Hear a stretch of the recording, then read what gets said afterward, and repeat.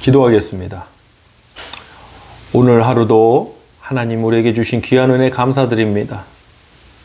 하나님 무엇보다도 우리 안에 정한 마음, 정직한 영을 부어주시고 우리 안에 순결한 마음, 청결한 마음으로 우리를 깨끗하게 하여 주시옵소서. 오늘도 말씀을 통해 우리에게 부어주실 그 귀한 은혜에 감사드리며 예수 그리스도의 이름으로 기도하옵나이다. 아멘. 하나님 말씀 합독하겠습니다. 신약성경 마태복음 10장 16절 한 절만 합독하시겠습니다. 보라, 내가 너희를 보냄이 양을 이리 가운데 보냄과 같도다. 그러므로 너희는 뱀같이 지혜롭고 비둘기같이 순결하라. 아멘. 마태복음 10장 16절을 본문으로 마음의 순결함을 회복하라. 마음의 순결함을 회복하라는 제목으로 말씀 전하도록 하겠습니다. 깨끗한 마음, 정결한 마음, 순결한 마음, 성경에서 끊임없이 강조하고 있는 것입니다. 두 마음 품지 말아라. 마음에 악을 품지 말아라. 이 마음에 대해서 성경만큼 강조하고 있는 것이 없습니다. 왜 그렇습니까? 마음으로부터 비롯되기 때문입니다. 사랑하는 성도 여러분, 이 마음이 깨끗하고 이 마음이 하나님의 은혜로 충만해져서 다른 어둠의 역사나 악한 것이 들어오지 않도록 우리 성도님들 충만해지시길 간절히 소망하고 말씀 나누길 원합니다. 우리는 가끔 입술로만 해도 된다고 생각합니다. 그런데 주님은 우리가 마음으로만 음욕을 품어도 죄라고 하셨습니다. 이 차이점이 보이십니까? 우리는 입술로만 해도 되지 않습니까? 근데 주님은 너희가 마음으로 죄악된 마음을 품어도 그것이 죄라고 하실 정도로 우리의 연약한 문제, 우리의 마음의 문제, 우리가 다시 한번 점검하고 되돌아볼 필요가 분명히 있습니다. 마태복음 5장 8절 말씀 합독하겠습니다. 이 마태복음 5장은 산상수훈 팔복 설교입니다. 예수님께서 말씀하신 팔복 설교 중에 마태복음 5장 8절 합독합니다. 마음이 청결한 자는 복이 있나니 그들이 하나님을 볼 것이며. 아멘. 누가 하나님을 볼 수 있습니까? 마음이 청결한 사람입니다. 육신의 눈으로 보는 게 전부가 아닙니다. 마음의 눈으로 볼 수 있어야 됩니다. 마음이 청결해야 하나님을 볼 수 있습니다. 그것이 축복이라는 겁니다. 사실 하나님을 제대로, 하나님이 어떤 분이신지 제대로 알면 변화되지 않을 사람이 누가 있습니까? 하나님이 어떤 분이신지 제대로 만나고 제대로 알기만 한다면 죄 가운데 살아갈 사람이 누가 있겠습니까? 정말 심각한 문제는 하나님이 어떤 분이신지 제대로 알지 못하고 보지 못해서가 문제인 겁니다. 그럼 그 원인이 어디에 있느냐? 마음에 있는 것입니다. 이 마음에 어둠의 역사가 가리우는 겁니다. 마음에 더러운 것이 있는 겁니다. 그래서 마음이 청결함이 복이 있는 겁니다. 여러분, 저와 여러분의 마음이 청결해지길 간절히 소망하겠습니다. 순결해지기를 기도하겠습니다. 예수님은 마가복음 7장 23절 말씀에서 이렇게 말씀하셨습니다. 사람의 마음에서 나오는 악한 생각, 도둑질, 살인, 간음, 탐욕과 같은 이 모든 것들이 이 악이 다 속에서 나와서 사람을 더럽게 만든다고 말씀하셨습니다. 결국에는 마음의 문제라는 것입니다. 이 마음이 더러운 것이 사라지고 더러운 것이 다 씻겨지고 마음이 청결하고 이 마음의 순결함을 회복하는 것이 바로 구원받은 성도의 모습입니다. 우리 구약성경 예레미야 17장 9절로 10절 말씀 합독합니다. 만물보다 거짓되고 심히 부패한 것은 마음이라. 누가 능히 이를 알리오마는 나 여호와는 심장을 살피며 폐부를 시험하고 각각 그의 행위와 그의 행실대로 보응하나니. 아멘. 만물보다 거짓되고 심히 거짓되고 부패한 것이 무엇입니까? 마음입니다. 여러분, 정말 썩은 악취가 진동하는 곳에 가면 어떻습니까? 그곳에 머무르고 싶습니까? 그곳에서 밥을 먹을 수 있습니까? 그곳에서 잠을 잘 수 있습니까? 그럴 수 없습니다. 근데 우리 마음이 그렇다는 거예요. 육신의 코로 썩은 냄새가 나고 부패한 것을 우린 먹을 수도 없고 그곳에 있을 수도 없고 다 버리고 그렇게 할 텐데 이 마음은 어떻게 그렇게 하지 않냐는 거예요. 하나님 분명히 우리의 심장을 살피고 폐부를 시험하고 또 각각 그 행위와 그의 행실대로 보응한다고 말씀하셨습니다. 마음과 행위가 연결되어 있는 겁니다. 행위로 마음을 덮을 수 없습니다. 마음에 있는 것이 행위로 나오는 것입니다. 오늘 설교의 제목이 마음의 순결함을 회복하라입니다. 마음의 순결이 무엇입니까? 부부간에 서로의 순결, 서로 간의 순결을 지킨다는 의미가 무엇입니까?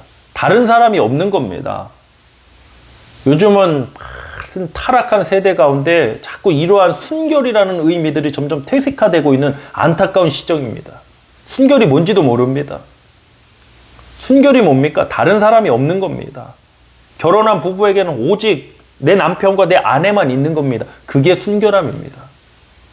우리 한국인은 백의 민족이라 그런지 유독 순결한 하면 백색, 화이트의 이미지만 생각합니다. 뭐 상징적으로 화이트의 이미지를 사용할 수도 있다고 생각합니다. 그러나 순결함이라는 용어의 본질적 의미는 한 가지만 있다는 겁니다. 철학자이긴 한데요. 세렌 키에르케고라는 사람이 이런 말을 씁니다. 마음의 순결함은 단 한 가지만 바라는 것이다. 참 맞는 말입니다. 마음의 순결함이 뭐냐? 한 가지만 바라는 거예요.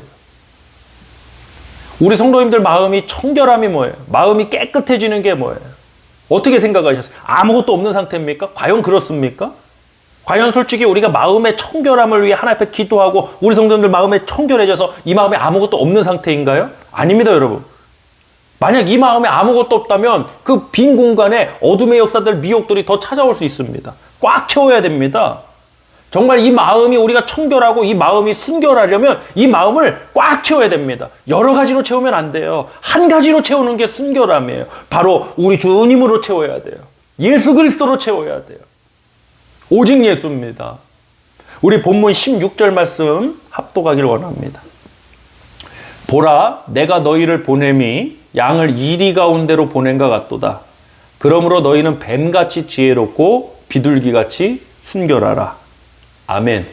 예수님은 우리를 보내는 것이 양을 이리 가운데로 보낸가 같다고 말씀하셨습니다. 양을 이리 가운데 보내면 양이 어떻게 되겠습니까? 이리에게 둘러싸여서 잡아먹히겠죠.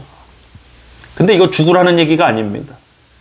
그럼 예수님 뭐라고 하셨습니까? 너희는 뱀과 같이 지혜롭고 비둘기같이 순결하라.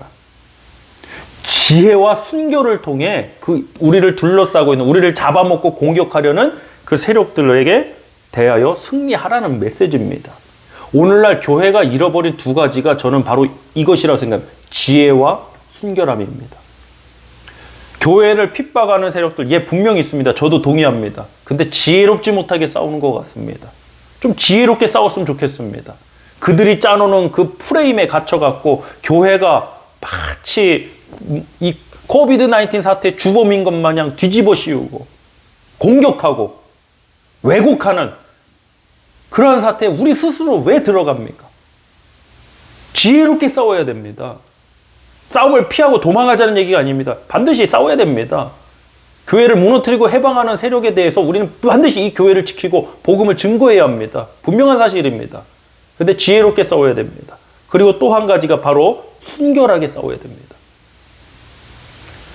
이 말씀을 어떤 분은 반대로 이야기하시는 분도 계시더라고요. 예수님은 너희가 뱀같이 지혜롭고 비둘기같이 순결하라 했는데 오늘날의 어떤 사람들, 어떤 교회들은 뱀같이 악독하고 비둘기같이 멍청하다라는 겁니다. 뱀같이 악독하고 비둘기같이 멍청하면 지는 겁니다. 뱀같이 지혜롭고 비둘기같이 순결하라. 오늘날 그 지혜와 순결을 잃어버린 채로 세상에 던져지니 교회가 어떻게 되겠습니까? 힘을 잃어가고 있습니다. 오히려 이 교회가 세상 가운데 나가서 선한 영향력을 끼쳐야 되는데 오히려 우리 교회 안에 이 문제들도 해결하기가 힘들고 이거 하나 지탱해 나가기가 힘든 지경이 되는 것입니다. 왜? 지혜와 순결함을 잃어버렸기 때문입니다. 여러분, 1000년 전이나 지금이나 100년 전이나 지금이나 우리는 이리 가운데 보낸 양과 같습니다. 언제 복음을 전하는데 언제 호의적인 경우가 어디에 있습니까? 우리의 무기를 잃어버려서 안 됩니다. 지혜와 순결함입니다. 저와 여러분, 우리 교회에 말씀의 지혜가 있길 원합니다. 영적 지혜가 있길 원합니다. 또한 순결함이 있길 원합니다. 그 순결함에 대해서 오늘 말씀을 나누는 겁니다. 순결함이 무엇입니까? 아무것도 없는 상태가 아니라 단 한 가지만 있는 상태, 단 한 가지만 바라는 상태, 오직 여호와를 앙망하는 자, 오직 하나님의 말씀으로 충만한 자, 오직 예수 그리스도로 충만한 자, 바로 그것이 진정한 순결함인 것입니다. 저와 여러분 주님만 바라보는 그 순결함이 있기를 원합니다. 우리 마음에 너무나도 더러운 것이 많이 있는 것 같습니다. 옛날 한국 가수 중에 조성모라는 가수가 있었습니다. 여러 히트곡들이 많은데 가시나무라는 곡을 불러서 히트했던 기억이 납니다. 원래 그 가시나무라는 곡이 사실 우리 크리스찬 음악이었습니다. 가사가 이렇습니다. 내 속엔 내가 너무도 많아 당신의 쉴 곳 없네. 내 속엔 헛된 바램들로 당신의 편할 곳 없네. 이것이 우리 크리스찬 음악이 될 때 그 당신은 바로 우리 주님을 의미하겠죠. 상승대로 내 속에 내가 너무 많이 있는 거 아닙니까? 그거에 더러운 겁니다. 내 속에 하나님 외에 다른 것이 또 더 많이 바라는 것들이 너무 많은 거 있는 거 아닙니까? 그것이 더러운 겁니다. 순결함은 단 한 가지만 있는 겁니다. 마지막으로 시편 51편 10절로 12절 말씀 합독하고 우리 함께 기도하는 시간 갖길 원합니다. 합독하겠습니다. 하나님이여 내 속에 정한 마음을 창조하시고 내 안에 정직한 영을 새롭게 하소서. 나를 주 앞에서 쫓아내지 마시며 주의 성령을 내게서 거두지 마소서. 주의 구원의 즐거움을 내게 회복시켜 주시고 자원하는 심령을 주사 나를 붙드소서. 아멘. 10절에서 내 안에 정한 마음을 창조하고 정직한 영을 새롭게 해달라고 기도했습니다. 그래서 12절이 뭡니까? 구원의 즐거움이 회복되고 자원하는 심령을 주사 나를 붙드소서. 이 마음의 순결함이라, 이 마음의 정결함이란 하나님 한 분밖에 없는 겁니다. 하나님 한 분만 있으면 나머지 내 삶은 어떻게? 여러분 하나님 안에 있을 때 나머지 역사도 더해 주실 줄 믿습니다. 우리 시간 함께 기도하기를 원합니다. 마음의 순결함을 회복하는 이 시간 되길 원합니다. 하나님 외에 다른 것을 내가 기대하거나 바라는 것들이 있다면 이 시간 다 내려놓길 원합니다. 오직 주님 앞으로, 오직 주님으로만 충만한 이 저희들 마음이 되기를 간절히 소망합니다. 합심하여 기도하겠습니다. 할렐루야. 하나님 아버지 감사드립니다. 오늘도 하나님 주신 은혜 감사드리며 아버지 이 마음의 순결함이 회복되길 원합니다. 아버지 이리 가운데로 보내진 이 상황들 계속되고 있습니다. 아버지 교회가 회복되길 원합니다. 깨어나길 원합니다. 다른 어떤 교회나 목회자 성도를 탓할 것이 아니라 먼저 우리 공동체부터 깨어나길 원합니다. 아버지 뱀같이 지혜롭고 비둘기같이 순결하라는 그 말씀, 우리가 지혜와 순결함을 회복하길 원합니다. 아버지 말씀의 지혜, 영적 지혜가 회복되길 원합니다. 아버지 또한 순결함이 회복되길 원합니다. 하나님 한 분만 바라는 그 순결함, 나를 대신하여 십자가 죽으셨다가 다시 살아나신 예수 그리스도만 바라보는 오직 여호와만 앙망하는 그 순결함이 우리 모두에게 회복되게 하여 주시옵소서. 그리하여 아버지 교회를 허물고 교회를 공격하는 어둠의 세상 가운데 복음의 증거를 가로막는 이 어둠의 일들 가운데 우리 교회가 공동체가 승리케 하여 주시옵소서. 오늘도 우리에게 주신 귀한 은혜 감사드리며 우리 주 예수 그리스도의 이름으로 축복하고 기도하옵나이다. 아멘.